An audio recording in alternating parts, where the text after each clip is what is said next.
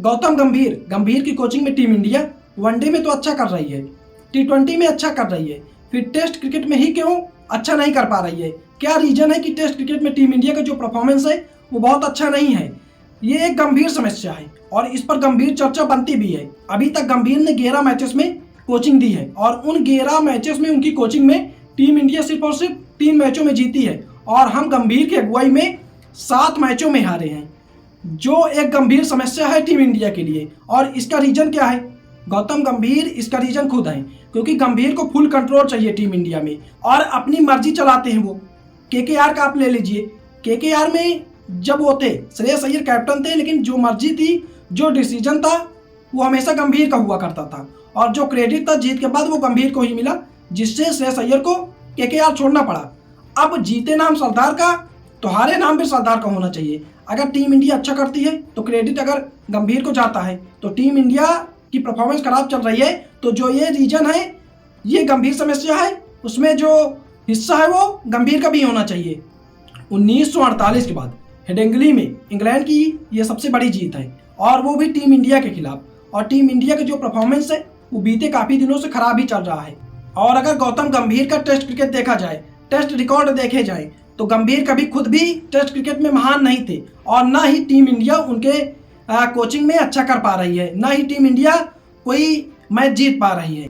और जब team India में रोहित शर्मा, विराट कोहली थे, तो जो टीम इंडिया थी, टीम इंडिया टेस्ट क्रिकेट में एक नए बुलंदियों पे थी, रिकॉर्ड पे रिकॉर्ड बना रही थी। और द्रविड़ की कोचिंग में टीम इंडिया टेस्ट क्रिकेट में एक अलग ही टीम इंडिया थी। वैसे द्रविड़ की तो बात ही न की जाए, क्योंकि भाई साहब द्रविड़ जैसा कोई महान है ही नहीं टेस्ट क्रिकेट में, तो उनकी जो टेस्ट क्रिकेट में कोचिंग थी वो तो गंभीर से 100 गुना ज़्यादा अच्छी थी।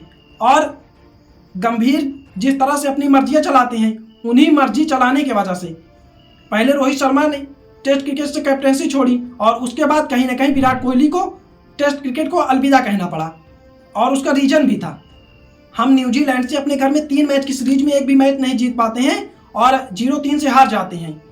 हम WTC नहीं जीत पाते हैं और हम WTC के लिए क्वालिफाई नहीं कर पाते हैं, हम ऑस्ट्रेलिया से हारते हैं। और उसमें क्या होता है, गौतम गंभीर तो टीम इंडिया के कोच बने रहते हैं, लेकिन रोहित शर्मा को कैप्टेंसी छोड़नी पड़ती है, टेस्ट क्रिकेट छोड़ना पड़ता है और विराट कोहली को भी टेस्ट से अलविदा कहना पड़ता है। और जो उसमें हार हुई थी, हम WTC के लिए क्वालिफाई नहीं किए थे, उसमें और भी एक शख्स जाते हैं जिनका नाम है अभिषेक नायर। उसमें अभिषेक नायर को हटाया जाता है और कहा जाता है कि अभिषेक नायर इस हार के लिए जिम्मेदार हैं। और जिस तरह से टीम में गंभीर मर्जियाँ चलाते हैं, कभी कोच अपने मन का लाते हैं, प्लेयर अपने मन का लाते हैं, तो हार हुई है तो भाई साहब जिम्मेदार तो गंभीर ही होने चाहिए। नहीं तो सिलेक्शन में काफ़ी सवाल थे, सिलेक्शन के पहले काफ़ी सवाल उठे थे कि श्रेयस अय्यर जो अच्छा परफॉर्मेंस कर रहे हैं, IPL में अच्छा किए हैं, अच्छी कैप्टेंसी किए हैं, अच्छी रणजी खेल रहे हैं, तो आप श्रेयस अय्यर को टीम में क्यों नहीं शामिल कर रहे हैं? सरफराज खान जो बीते टेस्ट क्रिकेट में अच्छा किए थे, जिन्होंने काउंटिंग क्रिकेट में काफ़ी अच्छा किया था इंग्लैंड में, उनका सिलेक्शन क्यों नहीं है? और जब अंशुल कंबोज अच्छी बॉलिंग कर रहे हैं और एक रिदम में दिख रहे हैं और रिदम उनका अच्छा है, तो फिर अंशुल कंबोज का सिलेक्शन टीम इंडिया में क्यों नहीं किया गया? पहले भी कहा गया था कि इन प्लेयर को आप लाइए। और शार्दुल ठाकुर, सबसे बड़ी बात, जब आपने ठाकुर को मौका दिया है तो उनसे बॉलिंग क्यों नहीं कराई गई? और अर्शदीप सिंह का सिलेक्शन तो किया गया पर उनको मौका क्यों नहीं दिया गया? प्रत्यक्ष तौर पर तो गंभीर इन डिसीजन में नहीं शामिल है, लेकिन जो सिलेक्शन है और जो डिसीजन है उसमें जो मर्जी है वो गंभीर की ही है।